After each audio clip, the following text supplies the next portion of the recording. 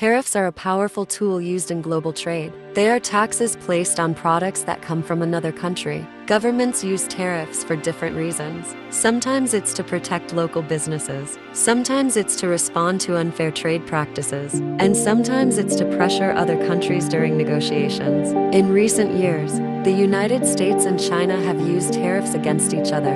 This trade conflict has affected not just them, but the whole world. To understand what happened, we need to go back a few years. The US buys a lot of products from China: electronics, clothes, toys, tools, you name it. But the US sells less to China than it buys. This is called a trade deficit. Many US leaders see this as a problem. In 2018, the US decided to act. It added new tariffs on hundreds of Chinese goods. The goal was to make Chinese products more expensive in the US. That way, Americans might buy more local products instead. China quickly responded with tariffs of its own. It taxed things like soybeans, cars, and food coming from the US. Now both countries were in a trade war. Prices started to rise. American companies that relied on Chinese parts had to pay more. They either took losses or raised prices for customers. Many farmers in the US lost a big market for their crops. At the same time, Chinese companies looked for other countries to trade with. They also started building more of their own technology and tools.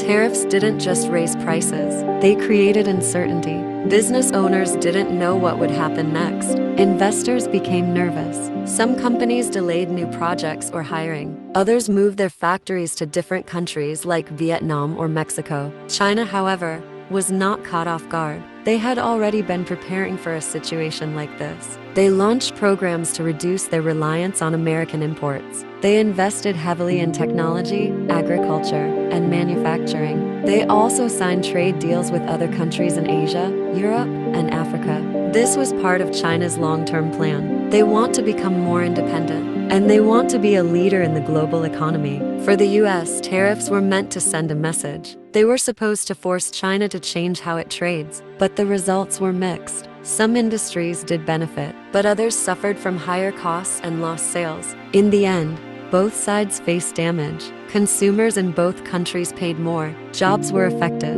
and global trade slowed down. Today, the world is still watching. Tariffs are still part of the conversation, but many experts believe that cooperation is better than conflict. Trade works best when it's fair and open. Tariffs might help in the short term, but long-term growth needs stability, trust, and smart planning. Whether it's the US, China, or any other country, working together brings more success than working alone.